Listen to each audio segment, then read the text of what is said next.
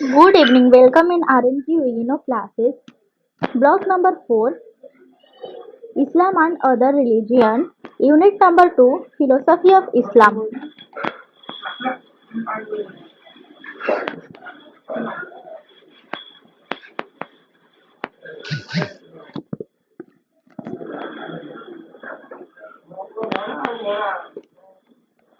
Objective. The aim of the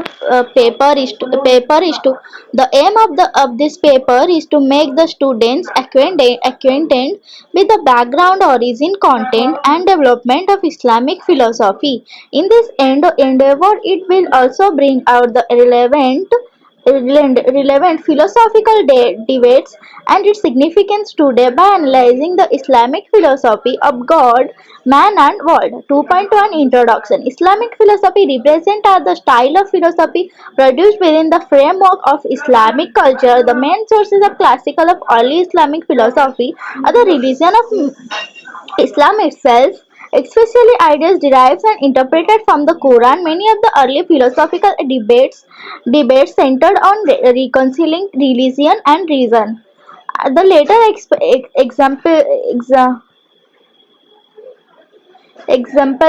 exemplified by Greek philosophy. One aspect which stands out in Islamic philosophy is that the philosophy in Islam travels wide but comes back to confirm it to the Quran and Sunnah Islamic oral tradition. The first of the Islamic philosophers, Abu Yaqub al-Kindi, wrote in his on first philosophy. Philosophy is the knowledge of the reality of things within people's possibility, because the philosopher's end in theoretical knowledge is to gain truth, and in practical knowledge to behave in accordance with truth. Is through 1963 raised to 424.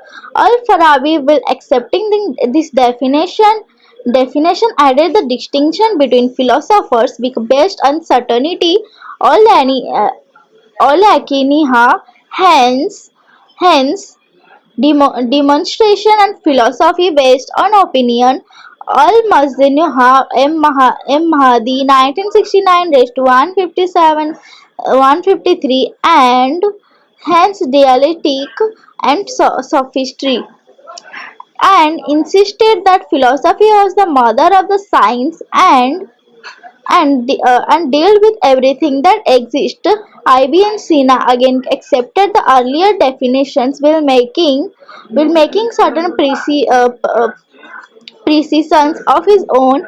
In his Eon Al Hikam, he says Al Hikam, which uses as being the same as philosophy, is the perfection of the human soul through conceptualization of things and judgment of theoretical and practical realities to the measure of human ability. Eid Abdurrahman Badai 1954 to raised to 16. The philosophical activity in the Islamic world is not simply a, re, a, regu- a regurgitation of Greco-Alexandrian philosophy, which grew despite the presence of the Quran and Hadith. On the contrary, Islamic philosophy is what it is the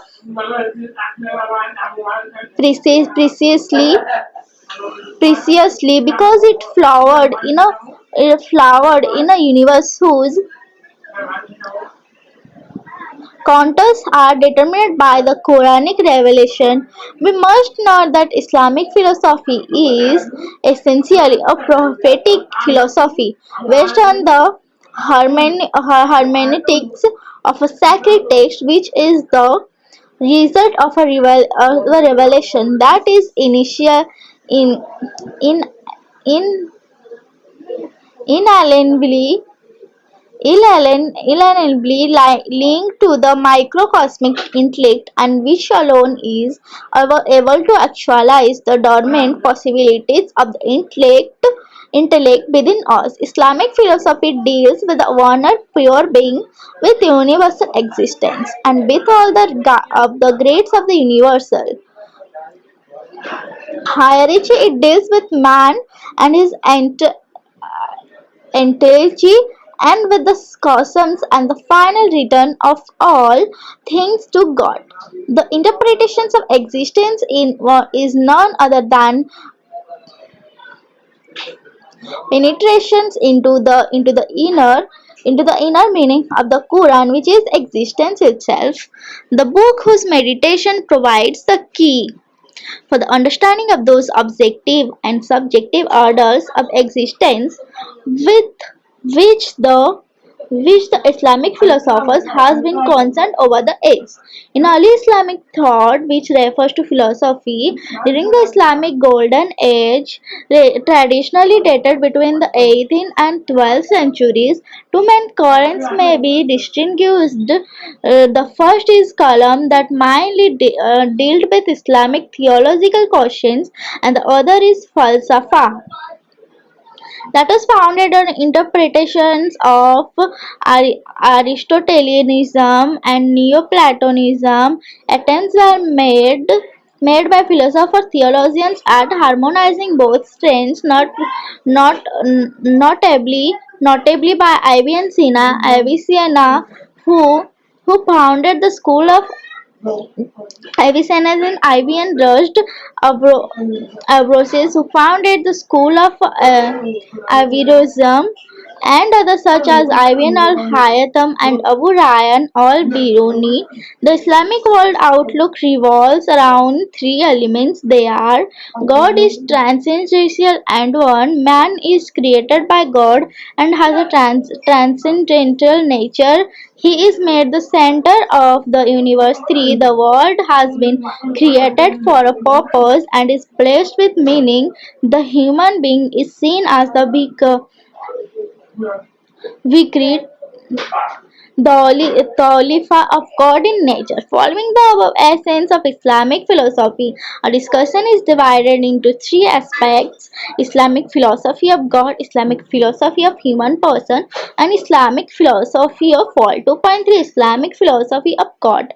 According to Islam, God, known as in Arabic is Allah, is the all-powerful and all-knowing creator, sustainer, and judge of the universe. Islam lays heavy emphasis on the conceptualizations of God as strictly singular Tawhid. God is unique, Wahid, and inherently one ahead, all merciful, and omnipotent. According to tradition, there are 99 names of God, all Asma, all Husna, all these names refer to Allah, the supreme and all-comprehensive divine name. Among the 99 names of God, the most famous and most frequent of these names are the compassionate, all Rahman, and the merciful, all Rahim. According to Islamic teachings, God exists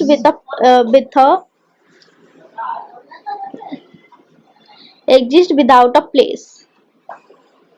According to the Quran, no vision can grasp him, but his grasp is overall vision. God is above all comparison, yet is acquainted with all things.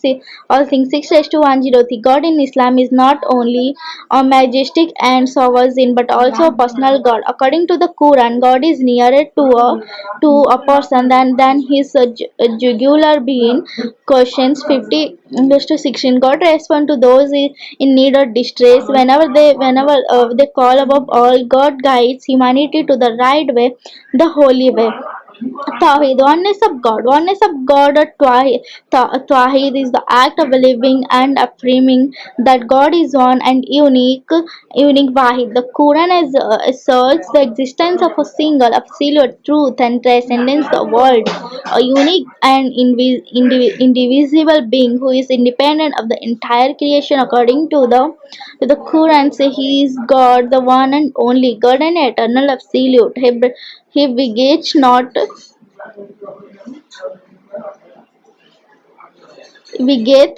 nor is he begotten, and there is none like unto him. The Lord is self-sufficient, full of mercy. If it were God's will, God could destroy you.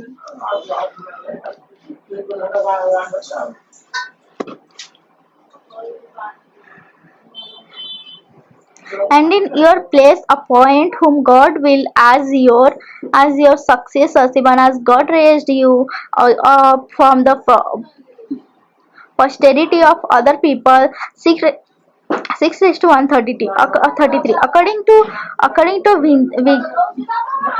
Vincent J.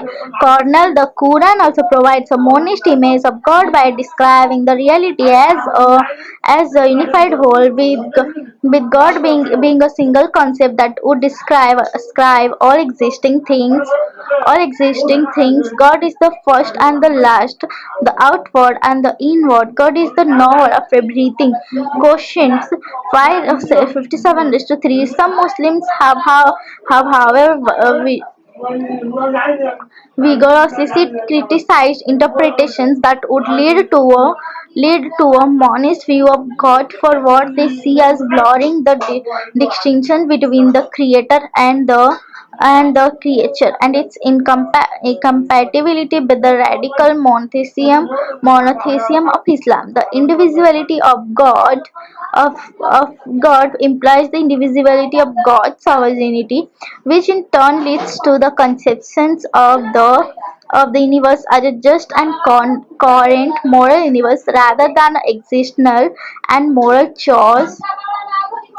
Similarly, the Quran rejects the binary modes of thinking, such as the idea of the duality of God by arguing that both good and evil generate from God's creative act, and that the evil forces have no power to create anything. God in Islam is a universal God rather than a local tribal or parochial one, absolute who integrates all affirmative values and brooks no evil. Muslims believe that the entirety of the Islamic teaching rests on the principle of Tawhid, a central existence in Islamic philosophy.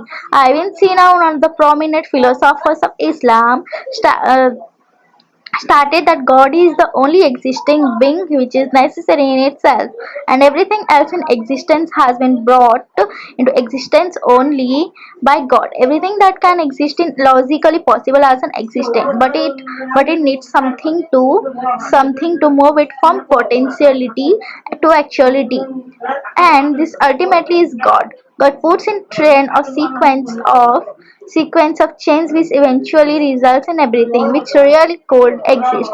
This might seem to be wrong. Sincerely, there are things that could exist but never will.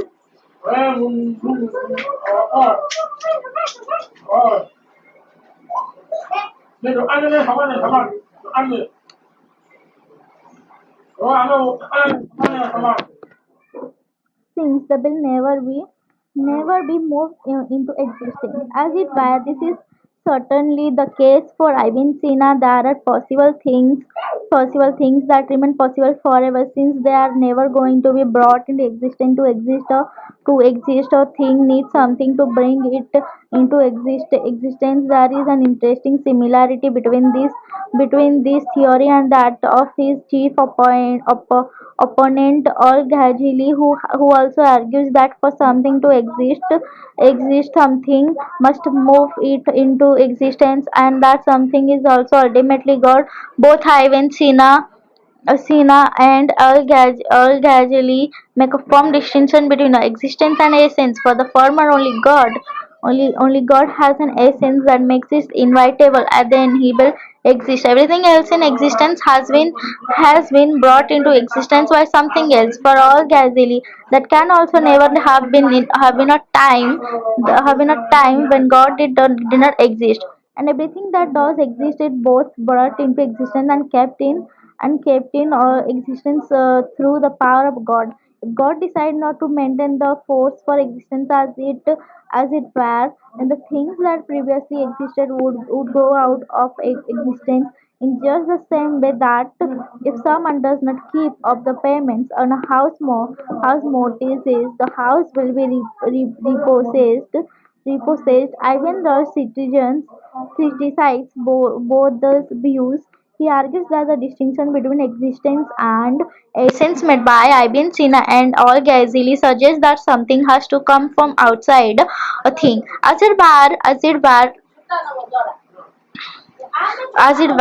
to bring that thing into existence. For example, when a piece of cotton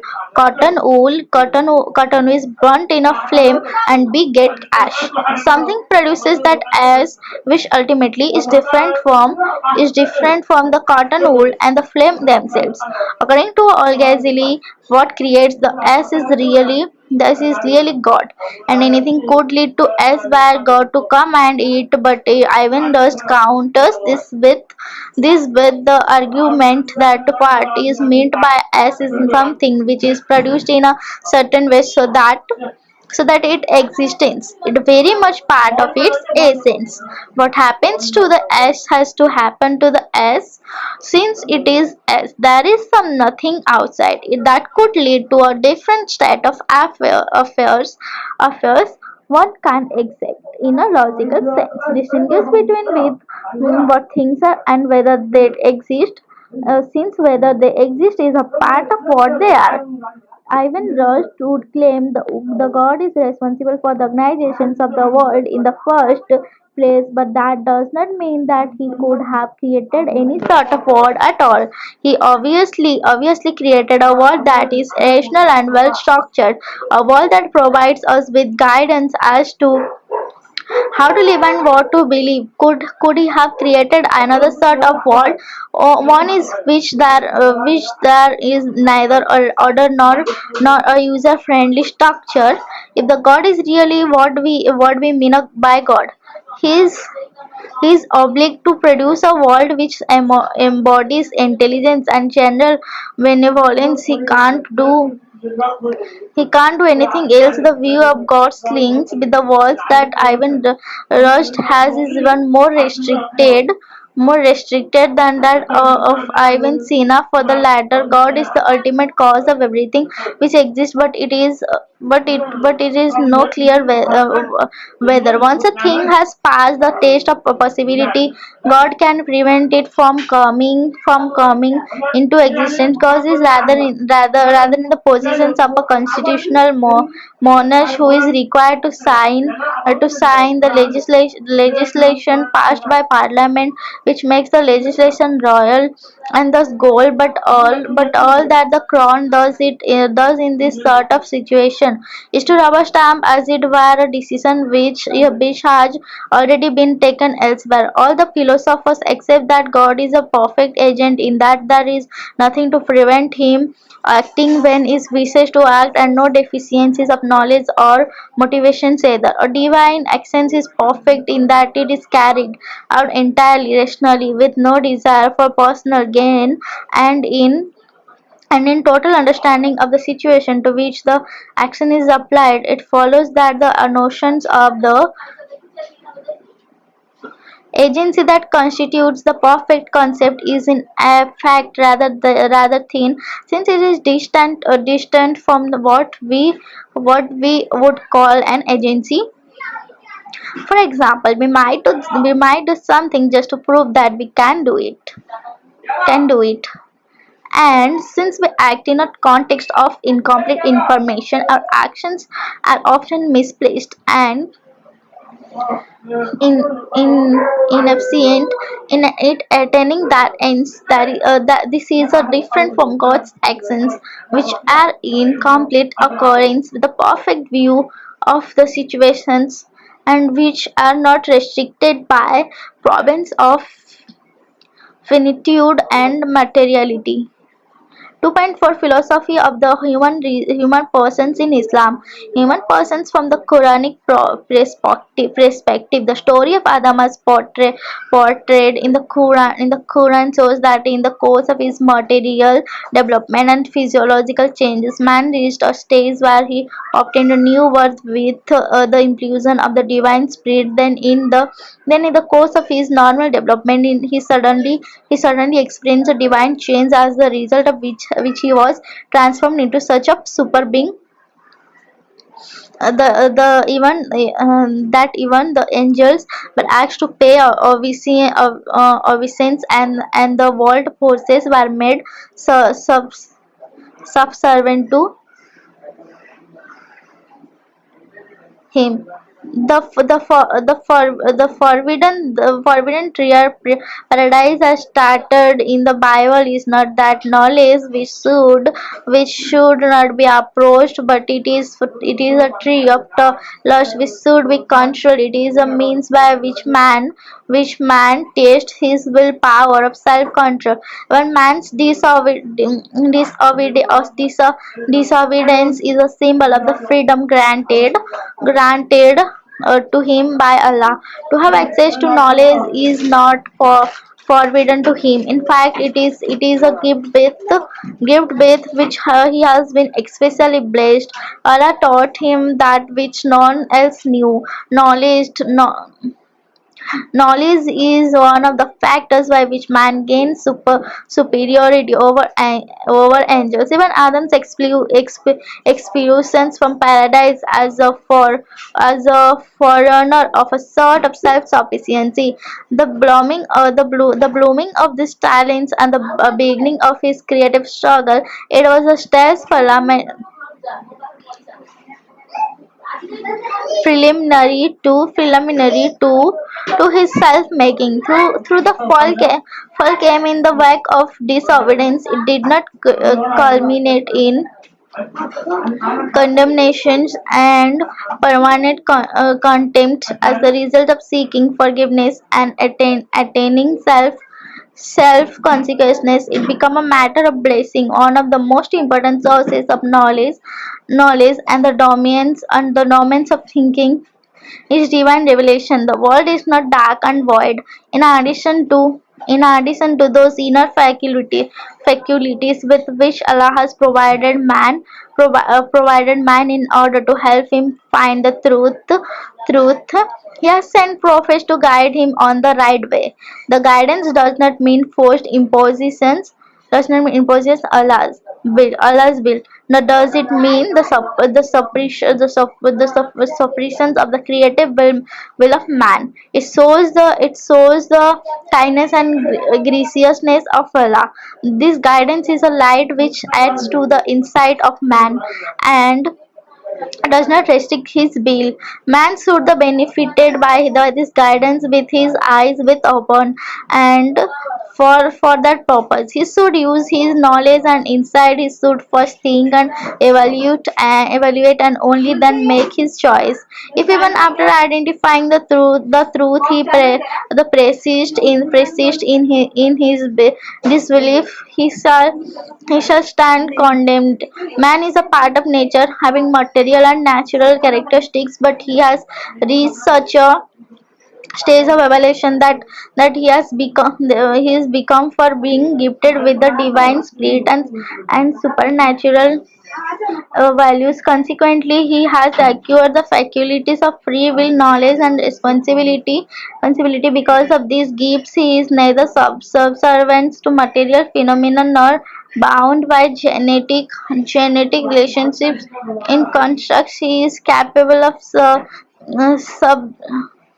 subduing nature and bringing about changes in material relationships and natural phenomena. It is also believed in Islam that man is an integral part of society and an independent being. He is not so subservient to society that he should have no personal will, freedom, or the right of choice. His conduct is not determined by society and history alone. Though he can't be regarded as being apart from society.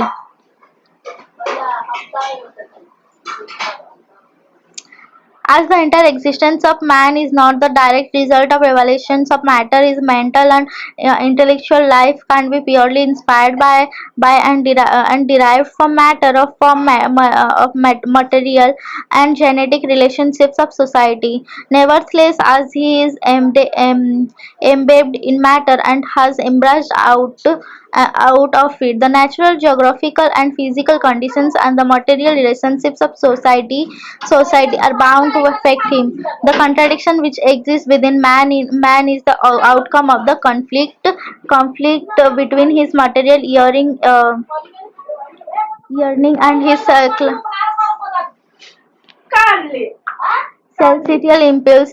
impulses. As man is endowed with freedom and knowledge, he should make the best use of these contradictions and should take steps to modify all his impulses and guide them towards his own evolution, the betterment of his surroundings, the making of history, and moving it forward. Philosophy of soul. In Islam, particular problems arose in the discussions concerning the nature of the soul.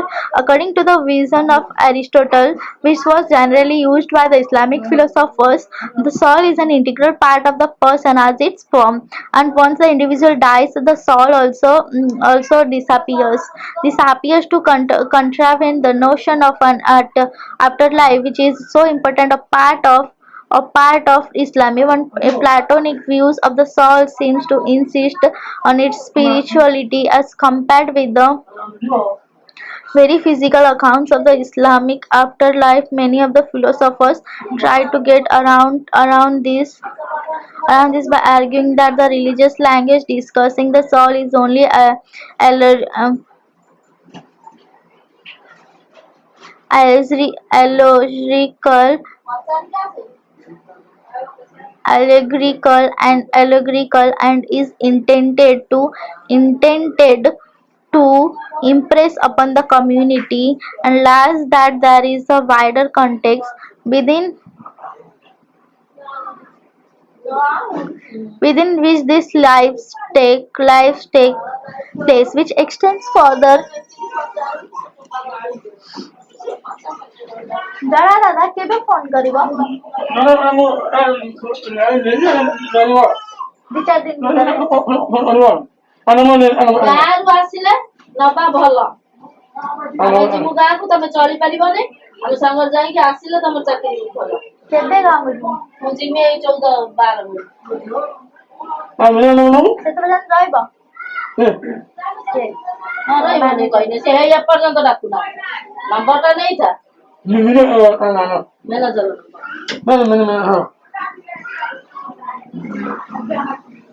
ଏପର୍ଯ୍ୟନ୍ତ ହେଇ ଡାକୁନାହାନ୍ତି ମୁଁ phone କରିପାରିମି ସାମ୍ନାରୁ ମୁଁ କରିପାରିମି କି phone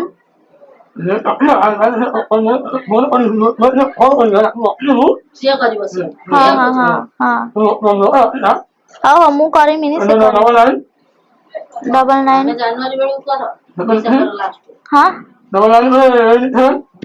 9987 38 98 922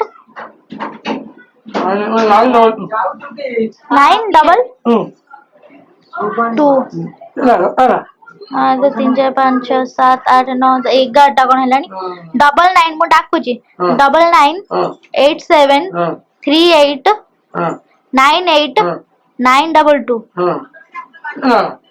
3 4 5 6 7 8 11ଟା କଣ number ହଉଛି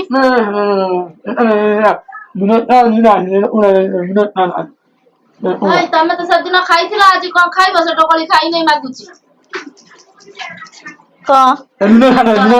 noodles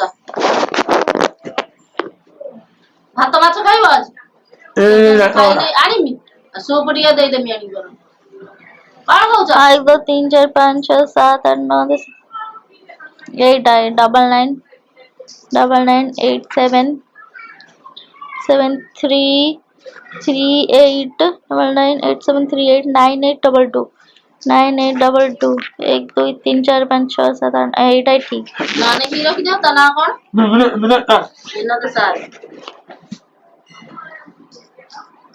से खाई नहीं मागुची तब खाइबो कि आजी oh my God Sharma Sharma पर कोड पैसा आसो शर्मा धर्मा तू नहीं आउची बाप टिया खाइबो तमे टिया खाइबो तमर काली पैसा का मिलला नहीं कि आजी दरमा हैं कौन ना दबो ଆମର କଣ କାଲି କହିଛି ଦବ 5 ତାରିଖ ହେଲେ ତ ସେ ଦିଏ 5 ତାରିଖ 5 ତାରିଖ କୋଉଠି ଦିଏ ସେ 5 ତାରିଖ ଦରମା ଦଉନଥିଲା ଏବେ ଦେଇଥିଲା ସୁପ ନେଇ ଯାଉଛି ତମର ପଇସା ପାଇଲେ ତମ ଶର୍ମା ଖାଇବ ଆଁ ଯୋଉ ଖର୍ଚ୍ଚ लो ସେଦିନ ବାପ ଇଏ ଝିଅ 2 ଜଣ ଖାଇଲେ ସିଏ ଖାଇଲେ ସିଏ ମାଗୁଛି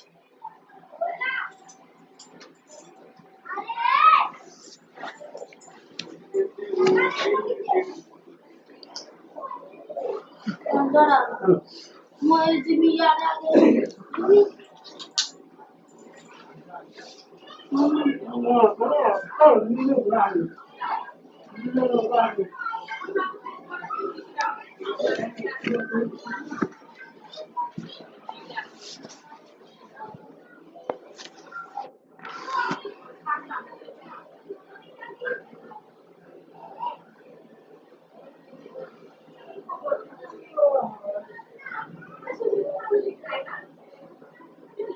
Many of the philosophers try to get around this by arguing that a religious language discussing the soul is only allergical and is intended to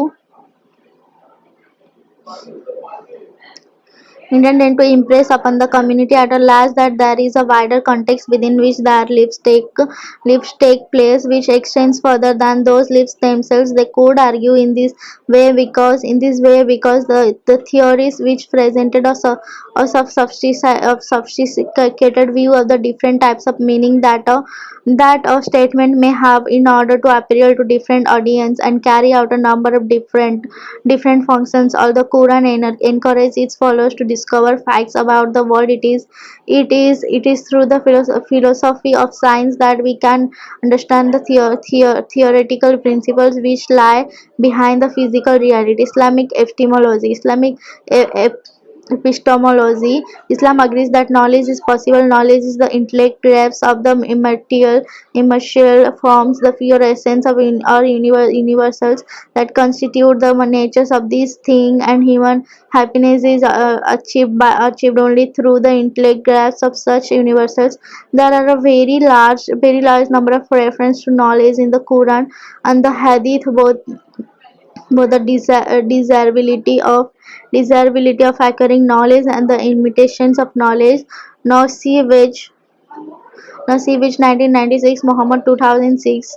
The Muslim philosophers consider knowledge to be the grasping of the immaterial forms, nature's essences of realities of things. They are in a consequence that the forms of things are either material or immaterial, existing in themselves, where the latter can be known as such. The former can be known unless first detached from their much materiality. Once in the mind, the pure forms act as the pillars of knowledge. The mind constructs objects from these forms, and with these objects it makes judgment. Thus Muslim philosophers like Aristotle before them divided knowledge in the human mind into conception, tasawwur, or apprehension of an object with no judgment, and tasdiq, or apprehension of an object project with a judgment according to them, the latter being a mental relations of correspondence between the concept and the object for which it stands.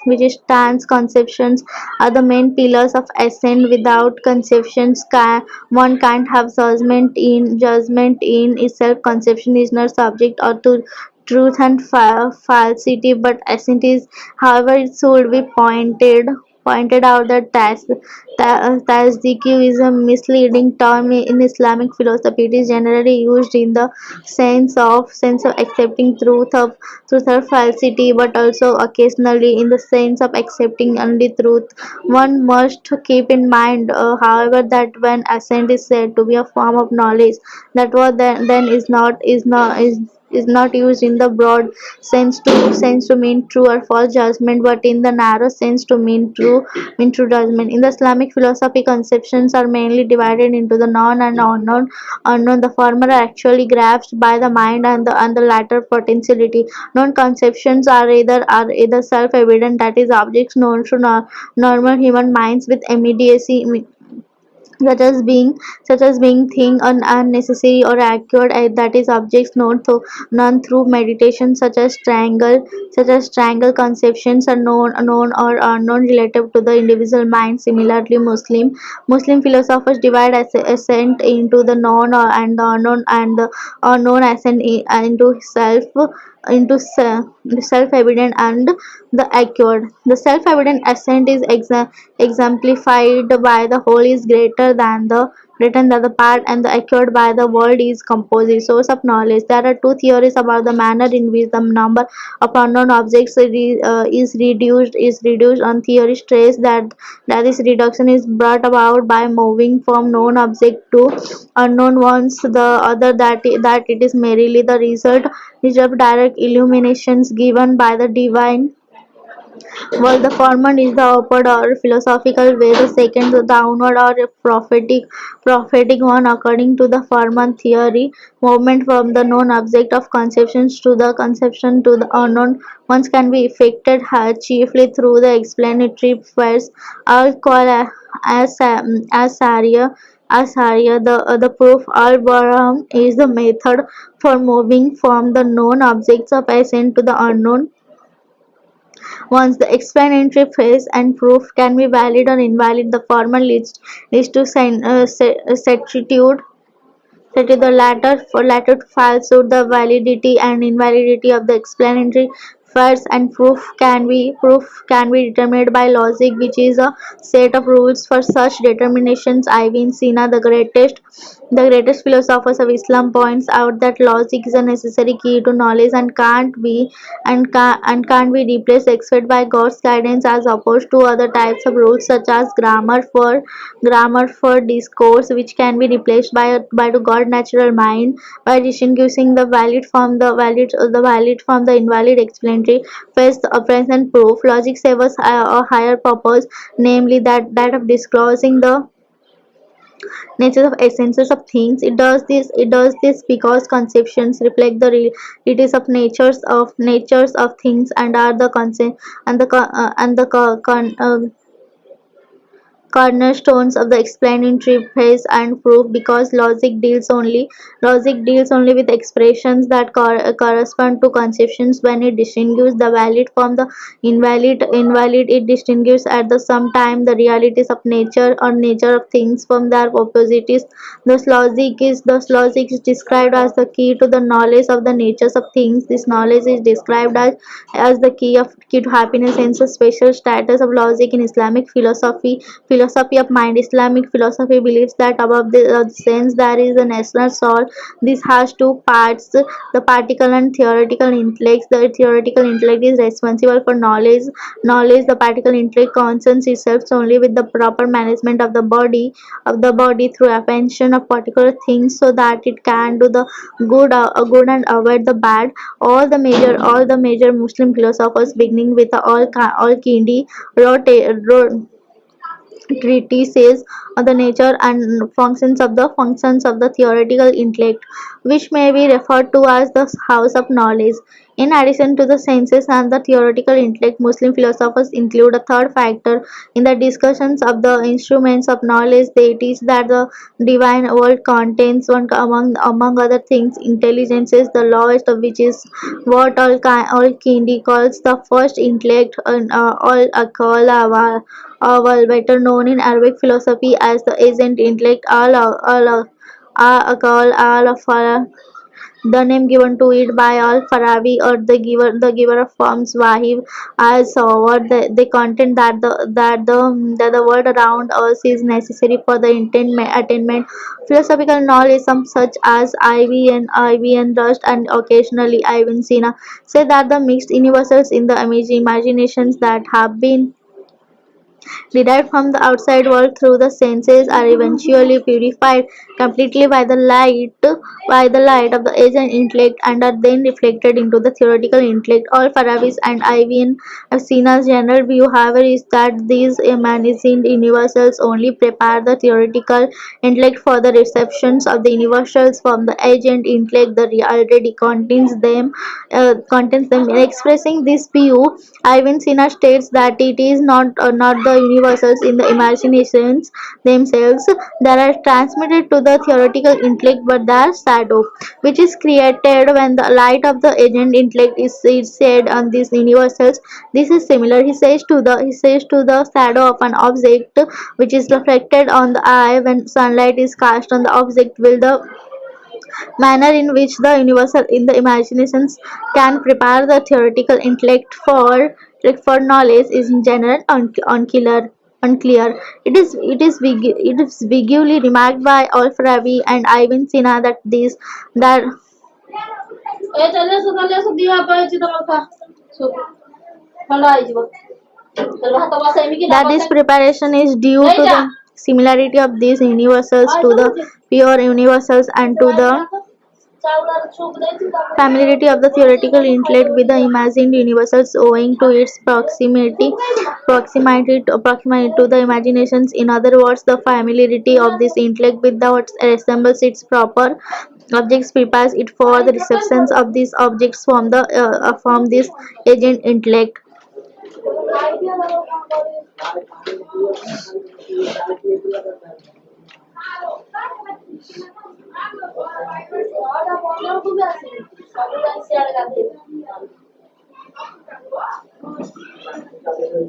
ନେଇ ଯା ଭାଇ 10 ଥର କେଇଟା ଡାକିମାନେ ବିହାରି ବସେଇ ଦେଇକି ଯା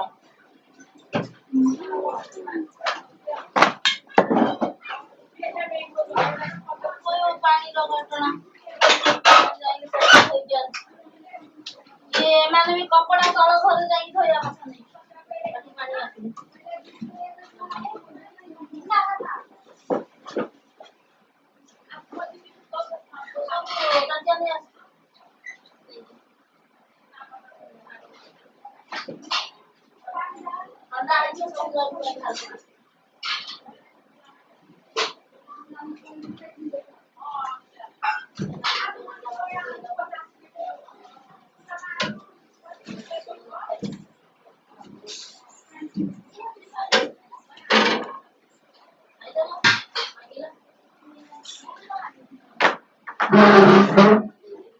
आज 40 तू कमेलु या मुझसे कमेले देबे तू कमेलु ना मु दौले होला तो ले गेले न कमेला बयस है कमेला बयस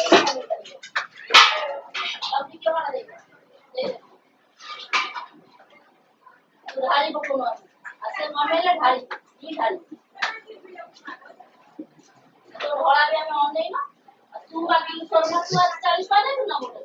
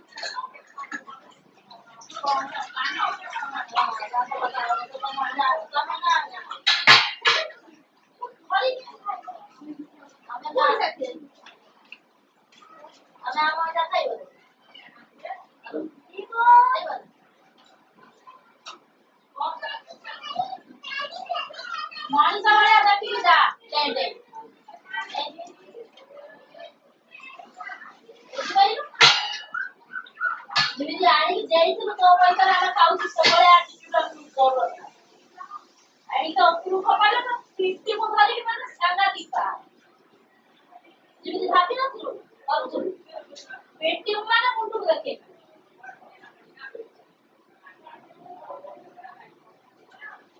ଦିଆ ହଉଛି ସେତିକି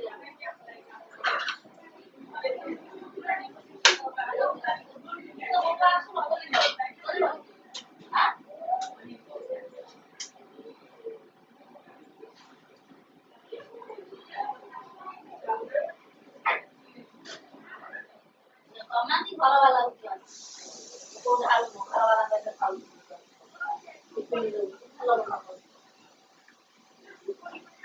କଢେଇଟା ଦେଇଦେଲୁ ରହିଛି ଗଲା ରହିଛି କଣ ହେଲା କଢେଇ ମୁଁ ଦେଇଦେବି କାଲି ଆଡକୁ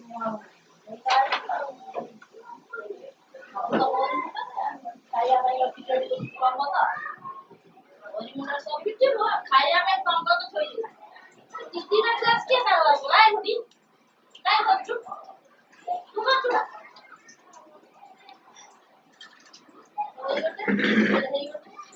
ତୁ କାଲି କିଏ ଆଁ ସତେ ବି ଆମକୁ ଦିଅ ବା କି ଅନଉଛ ଖାଲି ତ ବଡ ବଡ କଥା କହୁଛ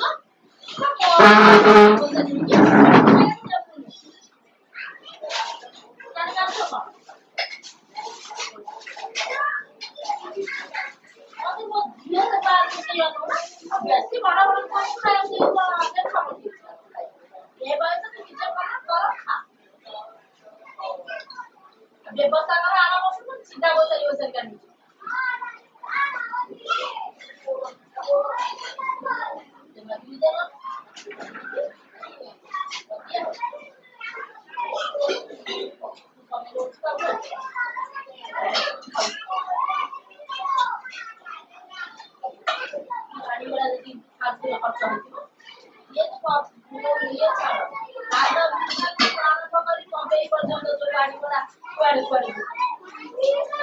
ପଇସା ତ କମେଇ ଦଉନା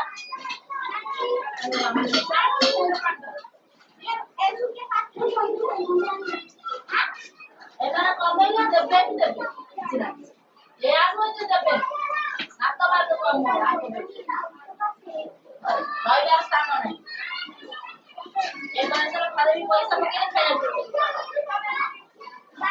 ତମ ଭଳିଆ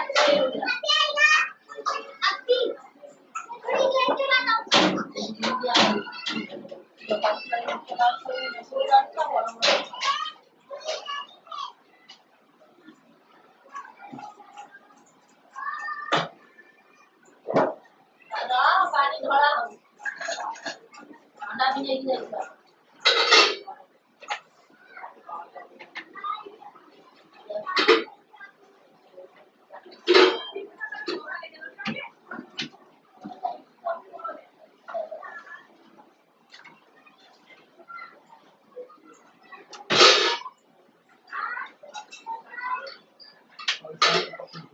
ମୁଁ ରଖିଛି ଦେଖି ଆମକୁ ଦେଖୁଛି ସେଠି ବଇଛି ସେଇ କାରଣ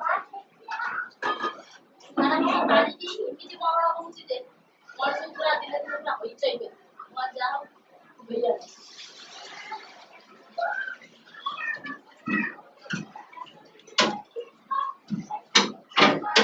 ସମସ୍ତେ କାରଣ ସେ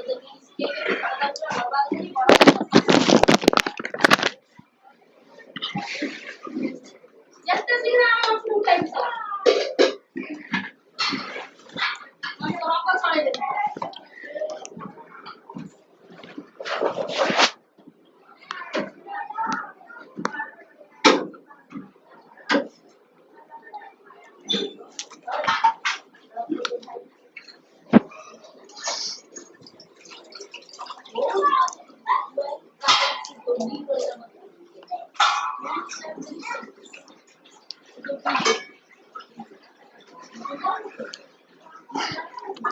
philosophical and prophetic knowledge. The prophetic way is a much easier and simpler path. One need not take any actions to receive the divinely given universals. The only requirement seems to be the profession of a strong soul capable of receiving them, while the philosophical way moves from the imaginations upward to the theoretical intellect. The prophetic way takes the reverse path from the theoretical intellect to the imaginations. For this reason, knowledge of philosophy is knowledge of the natures of things themselves, will knowledge of prophecy is knowledge of the natures of things as wrapped up in symbols or the shadows of the imaginations. Philosophical and prophetic truths are the same but are attained and expressed differently. One of the most important contributions of Islamic philosophy is the attempt to reconcile Greek philosophy and Islam by accepting the philosophical and prophetic paths as leading to the same truth. Muslim philosophers agree that knowledge is the theoretical intellect that passes through stages. It moves from potentiality to actuality of and from actuality to reflections and actuality, thus giving the theoretical intellect the respective names of potential intellect, actual intellect, and acquired intellect. Some Muslim philosophers explain that the last is called acquired because its knowledge comes to it from the outside, and so it can be said to acquire it. The acquired intellect is the highest human achievement, a holy state that conjoins the humans and the divine realm by conjoining the theoretical and agent intellects. Following the footsteps of Alexander of Aphrodite, Al-Farabi, Ibn Baja, and Ibn Rushd believe that the theoretical intellect is potential by nature and therefore ଗଣପତିଟା ମୁଠେଇ ଖାଇ ଭୋକ କରିବ।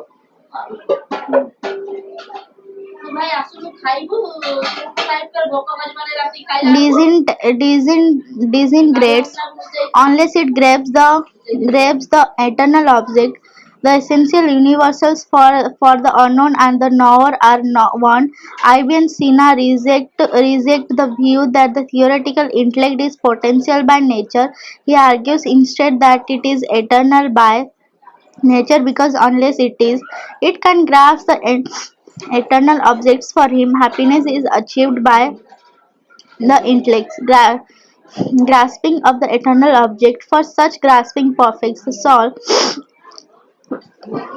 ଖାତେ ଚିମ୍ବା Muslim philosophers ଖାତେ ଚିମ୍ବା ପାଇବନି ତମ ହାତ who believe that eternity is attained only through knowledge also agree with Ibn ସେଇଡିରେ Sina that knowledge is perfection and perfection is happiness. Muslims argue if there is really only God and the world is just an aspect of his being, then what we count as knowledge is really only an aspect of what is knowledge for God. The perfect and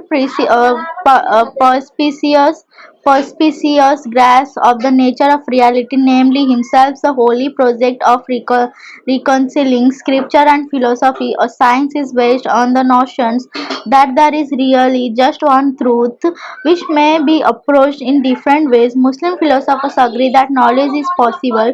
Knowledge is the intellect grasp of the immaterial forms, the pure essence or universals that constitute the natures of things, and human happiness is achieved only through the intellect grasp of such universals.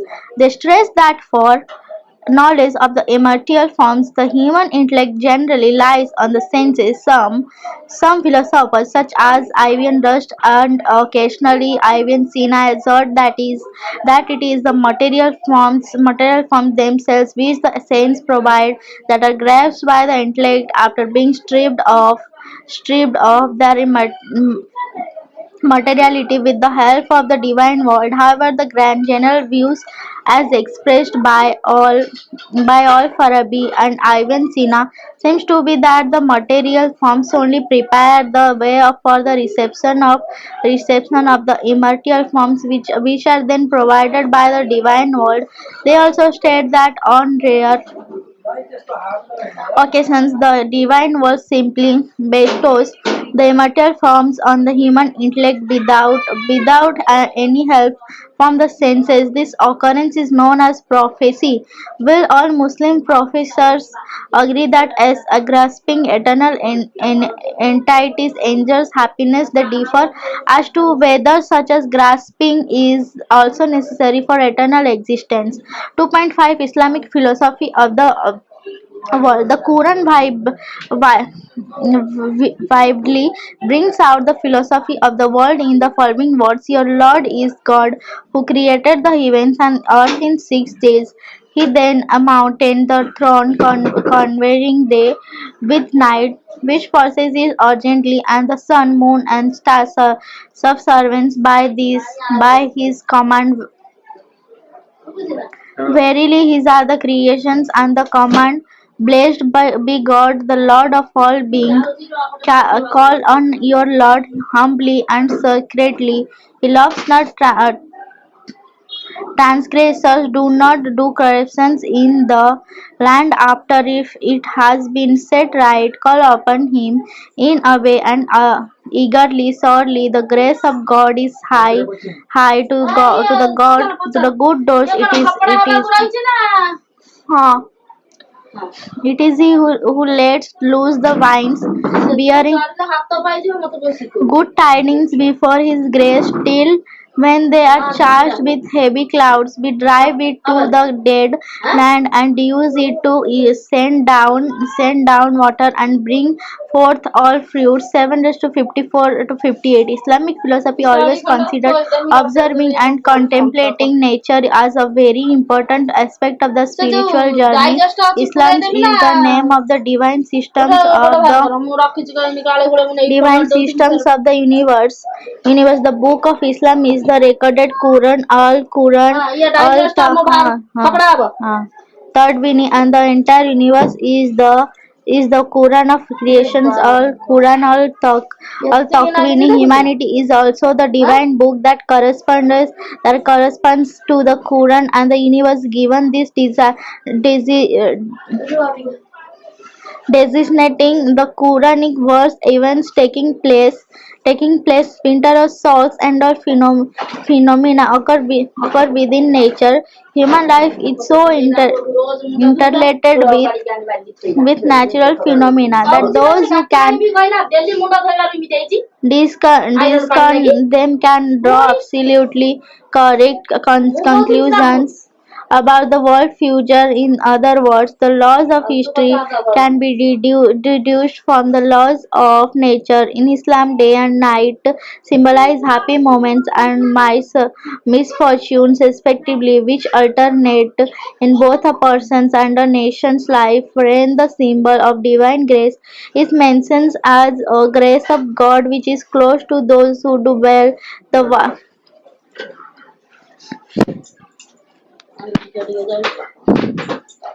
the vines bearing the good tidings of rain correspond to the pioneers or leaders of a religious revival, and their message is likened to heavy clouds of rain. Hearts without faith and minds without good judgment and sound reasoning resemble dead lands that need rain to be made fruitful, just as the fertile lands vegetations emerges by its lot, leaf, hearts, and minds, ready for the divine message, are the causes from which faith, knowledge, and virtues radiate. However, there always will be some desert-like minds and hearts that do not receive ever.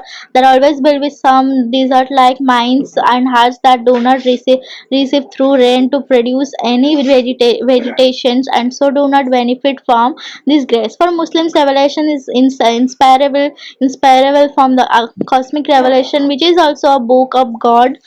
By refusing to separate humanity from nature, Islam preserves an integral view of the universe and sees the flow of divine grace in the activities of the cosmic and natural order. As we seek to transcend nature from its very bosom, nature can be an aid in this process, provided we learn to contemplate it as a mirror reflecting a higher reality in the creations of the heavens and earth, and in the alternations of night and day.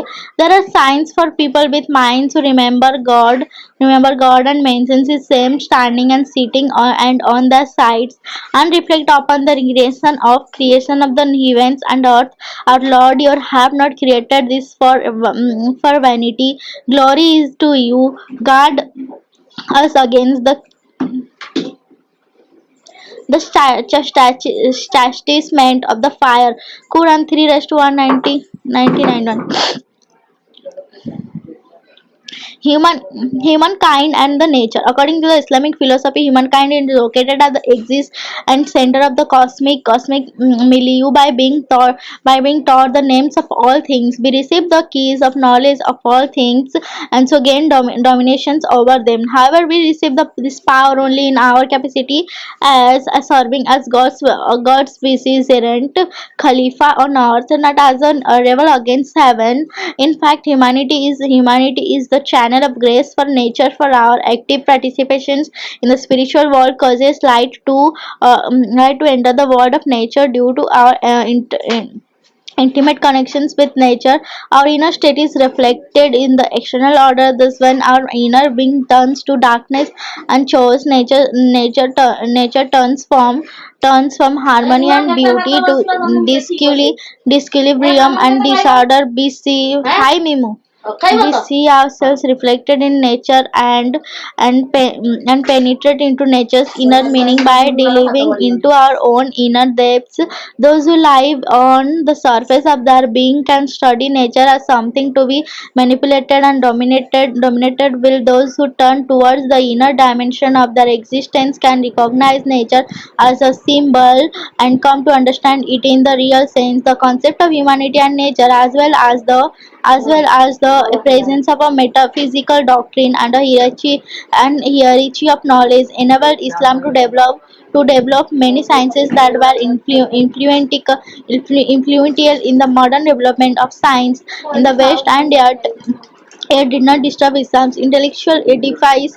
Ibn Sina was a physician and peripatetic philosopher, and yet expounds his Oriental philosophy that sought knowledge through illuminations. Nasir al-Din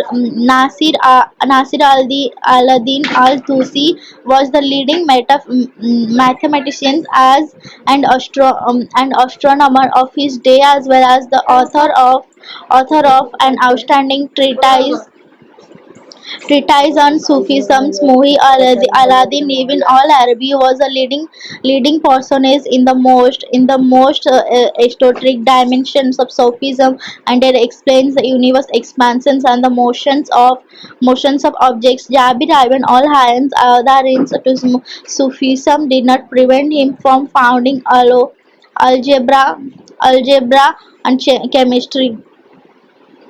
Ibrahim Haki of Ishuram, a well-known 7th century Sufi master, was a brilliant astronomer and mathematician, as well as a specialty in the occult science. Islam is the universal order, the integral religion of harmony, and the unique system that harmonizes the physical with the metaphysical, the rational with the ideal, and the corporeal with the spiritual. Each dimension of our earthly life has its own place within Islam's matrix, and thus can perform its own functions, enable us to be at place with ourselves and our community and nature and gain happiness in both worlds. The philosophy of science. Islamic philosophy has always had a rather difficult relationship with the Islamic science, those techniques for answering theoretical questions which are closely linked with the religion of Islam. Comprising law, theology, language, and the study of the religious texts themselves. Some Muslims have argued that Islam is more compatible with science than other religions, po- pointing out that the Islamic world saw in the past a great rising of the natural sciences. Bakr 1996, Nasser 1996, Samsur Ali 2006. According to Islamic belief, by contracts with the monolithic structure of Western science, Islamic science is pluralistic and inclusive of different approaches to scientific work. Western science is positive stakes and insist on complete freedom to do as it wishes. The Western scientist is individualistic and believes that whatever she wishes to study is acceptable as an object of study. The Islamic approach, by contrast, argues that science is really just an alternative form of worship that operates within a social and spiritual context, and anything outside that context has no value. Given the principles of Tawhid, the unity of God, there is no scope for claiming that a part of our lives, our scientific lives perhaps, is in the positions of Khilafah or trustees of the welfare of the world. As a result of our divinely sanctioned role, the point is that we are not allowed to dominate the world or treat it as an external object. On the contrary, we're obliged to treat both the world and ourselves as parts of the divine creation. So we must treat possible objects of inquiry with the respect that the ultimate nature requires knowledge. Then it is not a neutral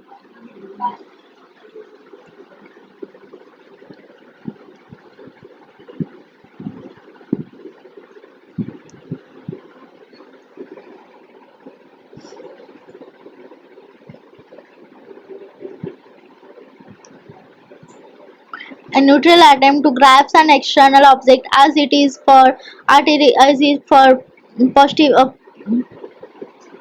positivistic science, but rather an aspect of forces and an activity carried out for a purpose, which leads to the conclusions that there are forms of knowledge that are not worth pursuing.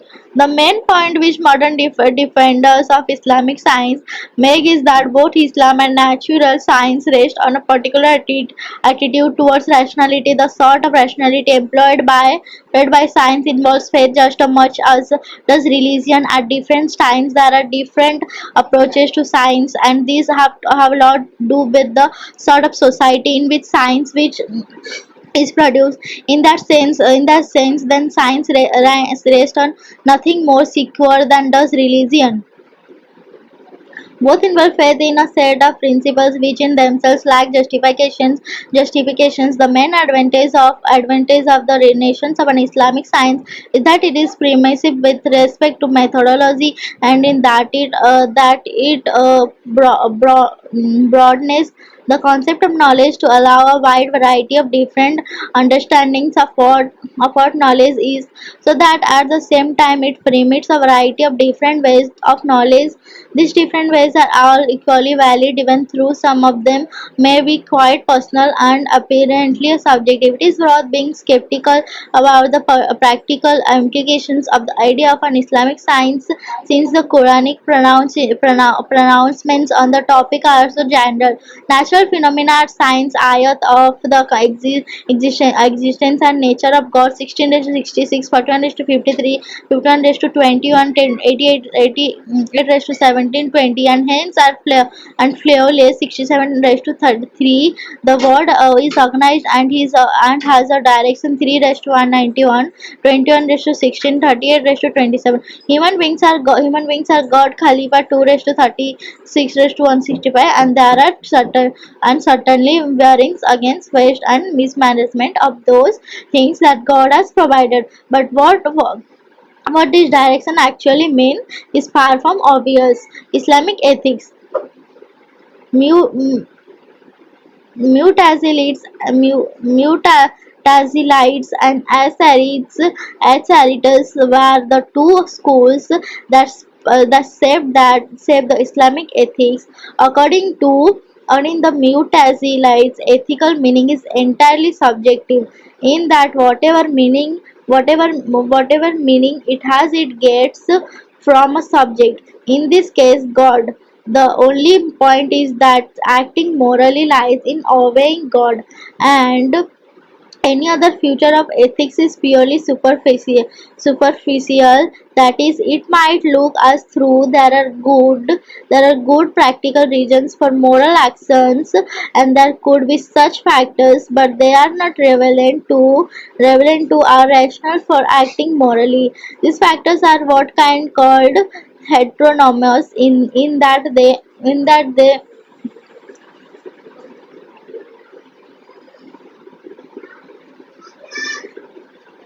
appeal to a side of us that is certainly worth appealing to, but not in the ethical sense. For Kant, we should do our duty out of a pure desire to do our duty, and if we do our duty out of a desire to please God, then our behavior might be in accordance with morality, but is not done for a moral motive. The Ash'arites makes a similar claim. They insist that unless a moral action is performed out of a desire to act in accordance with God wishes, it is not moral.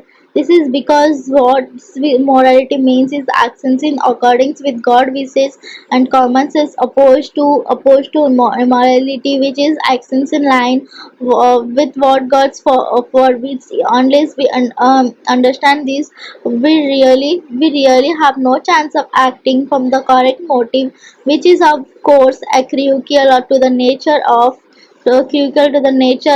virtue. We should not praise someone for his or her behavior if it stemmed from incorrect motives, and even the wrong actions carried out with the right motive is excusable. Frank 1996. The Mutualists took an entirely different approach. They maintained the will. It is true that God commands us to do what is right. What is right independently of what God orders.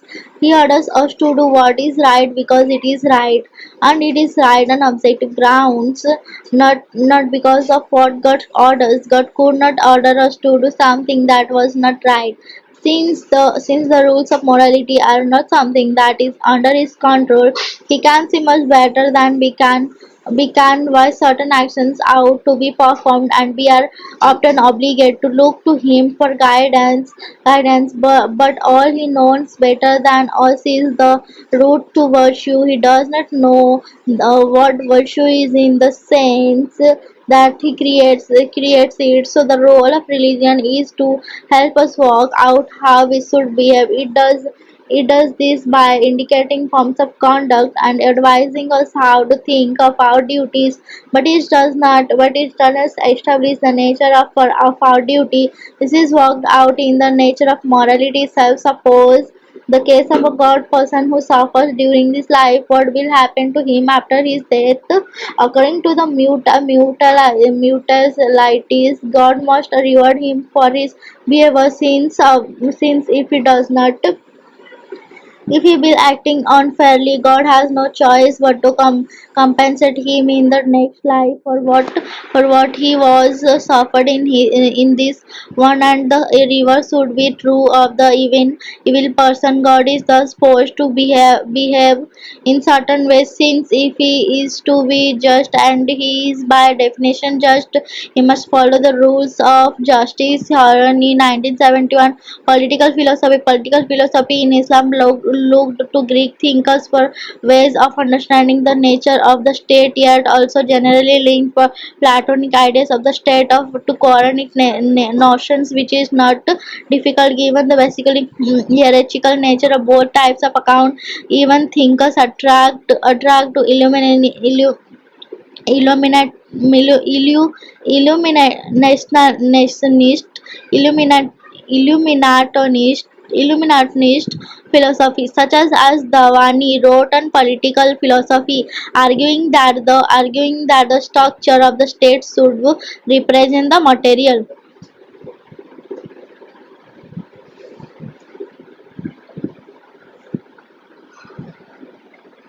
So represent the material and spiritual aspect of the citizens through a strict definitions of role in the state and through leadership by those skilled in religious and philosophical knowledge. Everyone would find an acceptable place in society and scope for spiritual perfections to an appropriate degree.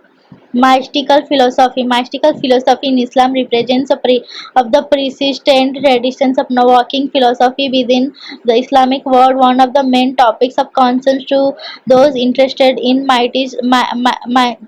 Mashism is the nature of Tawhid or unity of God. Ahmad Hindi 1971 1564 1033 1624 with his doctrine of unity of consciousness Wahadat Aqs Suhud developed his philosophy of Mashism in Islam. In Islam, according to his philosophy, God and the Word are identical, so that when we differentiate between them, we are just adopting an uncritical way of speaking, which does not capture the true, which not capture the state of reality. According to this philosophy, by contrast, that God and nature are distinct, and that the latter is a reflection of aspect of the former.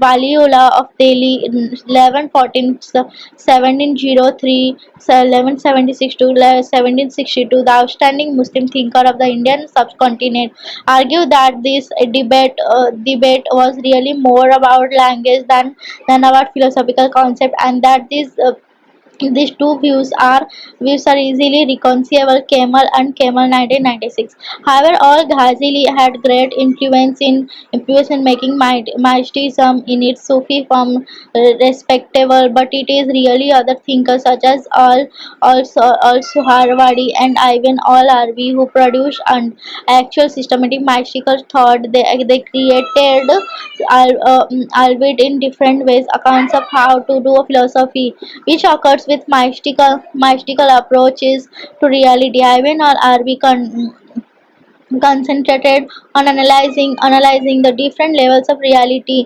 and the links which exist between them. Vilas Suharwardi is the progenitor of illuminations philosophy. This tries to replace Aristotelian logic and metaphysics with an alternative based on the relationship between lights as the main principles of creation and knowledge, and that which is lit up, that is the rest of reality. The whole point of mysticism is to provide a taste, the hook of ultimate reality, and there has been a wide variety of accounts of how to do this. One of the most powerful mystical tradition in Islamic philosophy is found in Islamic thought. The sort of thought referred to in Al Ghazali's statement above as supporting Talim Nasir Khusra 1998, the Imam, the spiritual intellectual guide of the community, is able to understand the meaning of the message of God and communicates that meaning to his followers. There is no root to the real meaning of the message except through the Imam. Only he has access to the appropriate form of interpretations, Ta'wil, which reveals its inner Latin nature. Persian thinkers were often concern to differentiate their approach to reality from Sufism. So instead of calling this approach Ilam al Tasawwuf, which would identify it too closely with Sufism, they sometimes use to expression Ilm al Irfan, the science of gnosis. The Sufis came in for a great deal of criticism for their the for the antinomian tendencies, that is for the idea that once one knew how the experience ultimate or reality, one did not need to obey the rules and regulations and public religion. It was also brought out the sophism is superiority. It goes beyond what is necessary in religion, and such may put people of the basic set of practices and beliefs, or even encourage them in alternative beliefs and practices. Lehman 1999. 2.6. Let us sum up. Our discussions in this chapter has been concerned primarily with Islamic philosophy. This discussion also took into consideration what the Greeks and comprehended in terms of philosophy. Philosophy is the knowledge of existing things, coexistence, Asya al Monujudaha B Mahiya Moshadaha. Islamic philosophy, like everything else Islamic, is deeply rooted in the Quran and Hadith. Islamic philosophy is Islamic not only by virtue of the fact that it was cultivated in the Islamic world and by Muslims, but because it derives its principles, inspirations, and many of the questions with which it has been concerned from the sources of Islamic revelation, despite the claims of its opponents. To the contrary, with this understanding, we discuss Islamic philosophy under three aspects: philosophy, a good philosophy of human and persons, and the philosophy of the world. Speaking on the philosophy of the world, Islam pronounced the oneness of God, Tawhid. This doctrine of unity lies at the heart of Islamic philosophy. Despite debates, the Quranic doctrine of unity, so central of Islam, has remained dominant and in a sense has determined an agenda of the Islamic philosophy. It is also the Quranic doctrine of the creating God and creating ex nihilo, with all the different levels of meaning which nihilo possesses, that led Islamic philosophers to the distinguish sharply between God as a pure being and the existence of the universe is always a continent will God is necessary. Wajib under the philosophy of the human person, we discussed that the human beings are vicegerents only next to God. Man is given the gift to live in this world. He has reached such a stage of evolution that he has become fit for being gifted with the divine spirit and supernatural values. Consequently, he has acquired the faculties of free will, knowledge, and responsibility. Man, as in the Quran, despite his being an integral part of society, is an independent being. His conduct is not determined by society and history alone. Through the can't be regarded as being apart from the society. While discuss philosophy of the world, we brought out how God is integrated with human beings and nature. Islam is the name of the divine systems of the universe. The book of Islam is the recorded all Tadwini, and the entire universe is the Quran of creation. Quran al Takawini. Humanity is a divine book that corresponds to the Quran and the universe. Many Quranic verses designate how human life is so interrelated with natural phenomena that those who can discern them can draw absolutely correct conclusions about the world's future.